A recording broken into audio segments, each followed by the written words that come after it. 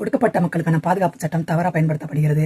அதனால அந்த சட்டம் திரும்ப பெறப்படணும் அப்படின்னு யாருன்னா கோரிக்கை வைக்கும்போது பதிலுக்கு குற்றப்பரம்பரை சட்டத்தை மறுபடியும் கொண்டு வரணும் அப்படின்றாங்க. இந்த திருநெல்வேலியில் ஒரு சம்பவம் நடந்தப்போ கூட முக்கியமாக இந்த திருமணம் சார்ந்த இது நடக்குதுல, வன்முறைகள் நடக்குதுல, அப்போ வந்து இந்த குற்றப்பரம்பரை சட்டத்தை திரும்ப கொண்டு வரணும் அப்படின்லாம் பேசிக்கிறாங்க. நம்ம நினைச்சிட்டு இருக்கோம் ஏதோ ஒரு 3 சாதிக்கு தான் அந்த சட்டம் இருக்குன்ட்டு. கிட்டத்தட்ட 89 சாதிக்கு வந்து குற்றப்பரம்பரை சட்டம் தமிழ்நாட்டில் இருந்திருக்கு. இந்தியா முழுக்க 213 சாதிக்கு இருந்திருக்கு. ஒரு ஆங்கிலேயர் தான் 1830 இருந்து 1850 வரைக்கும் இதை வச்சு ஒரு தக்கி இனமா இந்த பக்கம் கொல்கத்தா பக்கம் இருந்த இனம் அவங்கள வந்து அழிச்சிருக்காங்க, பெரிய அளவில் அழிச்சிருக்காங்க. அப்புறம் வந்து ஒரு கட்டத்தில் சுதந்திரம் வாங்க போற அந்த காலகட்டத்தில் அம்பேத்கர் அவர்களும் இது தப்பு, இதை தடுக்கணும்னு சொல்லியிருக்காரு. நம்ம தெற்க வந்து நம்ம முத்துராமலிங்க தேவரையா அவர் வந்து அந்த சம்மந்தப்பட்ட மனிதர்கள்லாம் திரட்டி இதை தடுக்கணும்னு போராடி கடைசியில் அந்த சட்டத்தை வந்து 1947 தான் நீக்கியிருக்காங்க.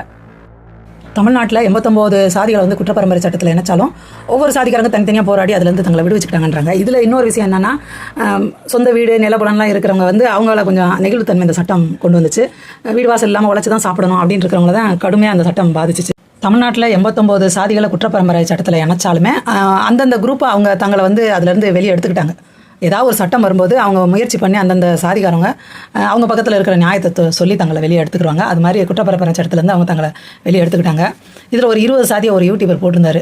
குறவர், உப்பு குறவர், ஆத்தூர் மேல்நாட்டு குறவர், சீக்கிய குறவர், ஒட்டர், Boer, Vanniyar, Padayachi, புலையர், அம்பலக்காரர், புன்னன், வேட்டுவ counter, வேட்டைக்காரர், Paraiyar, Urali counter, டொம்பர், gap மாதிரி. இந்த கேப் மாதிரின்ற வார்த்தை சகஜமாக நம்ம சினிமாக்களில் பார்க்க முடியும், பழைய படங்கள்ல இருந்து. அதுவே ஒரு சாதி போல. தொட்டிய நாயக்கர், தெலுங்கம்பட்டி செட்டியார், தலையாசி, இஞ்சிக்குறவர், ஒரு 20 சாதியை வந்து அவர் பட்டியலிட்டு இருந்தாங்க. கொலை கொள்ளையில் ஈடுபடுறாங்க. முக்கியமாக வடக்க நடந்துகிட்டு இருந்தது கொல்கத்தா பக்கம் வந்து கொலை கொள்ளையில் ஈடுபடுற விஷயங்கள் நடக்கும்போது அவங்களை அடக்கிறதுக்காக இந்த விஷயத்தை கொண்டு வந்திருக்காங்க. அப்படி இருக்கும் பட்சத்தில் அது நல்லா சக்ஸஸ்ஃபுல்லாக ஆகும். அது இந்தியா முழுக்க அதை பரப்பி விட்டாங்க. எப்போ 1871 இந்தியா முழுக்க பரப்பி விட்டுருக்காங்க. இதன்படி வந்து அந்த யாரை வந்து குற்றப்பரம்பரை சட்டத்தின் கீழே கொண்டு வராங்களோ அவங்க வந்து தினசரி போலீஸ் நிலையத்தை தான் போய் தூங்கணுமா, அங்கே வந்து கைரேகை வைக்கணுமா. ரெண்டாவது ஒன்று போலீஸ் நிலையம், இல்லாட்டி அவங்க ஏதோ ஒரு இடத்த தூங்க சொல்லி கொடுப்பாங்களா, அங்கே போய் தான் தூங்கணுமா. ஒவ்வொரு இரவுமே அந்த மாதிரி இருந்துச்சு கைரேகை. அதனால தான் தமிழ்நாட்டில் வந்து கைரேகை சட்டம் அப்படின்னு கொண்டு வந்திருக்காங்க. 6 வயசுலேருந்து அந்த பையனை வந்து அந்த இதில் சேர்த்துக்கணும். ஒரு குடும்பத்தை ஒரு சாதி வந்து இந்த மாதிரி சாதினா அந்த வீட்டில் இருக்கிற ஆண் பெண் எல்லாருமே அந்த சட்டத்தின் கீழே கொண்டு வந்துருவாங்களாம். ஆண்களை வந்து கட்டாயமாக அவங்க வந்து இரவுல போய் காவல் நிலையத்திலே இல்லாட்டி அவங்க சொல்கிற இடத்துலயே எல்லாரும் தூங்கணுமா. 6 வயசுலேருந்து இது ஆரம்பிக்குது. ஆனால் 18 வயசு ஆயிடுச்சுன்னா கண்டிப்பாக அவங்க பேரை வந்து பதிவு பண்ணிடுவாங்களாம்.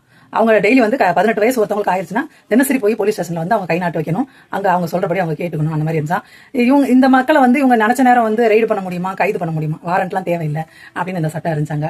வந்து இதேதான் வெறுமனே உப்பு விற்பனை அதை வந்து பொதுமக்களை பண்ண விடக்கூடாது. உற்பத்தியாளர்களை உப்பு பண்றது, உப்பு விற்கிறது, இந்த மாதிரி எதுவும் பண்ணாம நம்ம வந்து அதுக்கு ஒரு வரியை போடுவோம். அதுக்கப்புறம் மக்கள் அந்த வரியோட அந்த உப்பு வாங்கணும். அந்த மாதிரி அது உப்பு சத்தியாகிரகம்னா நம்ம ஈஸியா நினைச்சிட்டு கடந்து போறோம். அதுக்கு பின்னாடியே இப்படி ஒரு வரலாறு இருக்கு. குற்றப்பரம்பரை சட்டத்தோட உப்பு சத்தியாகிரகமும் கனெக்ட் ஆகுதுங்க.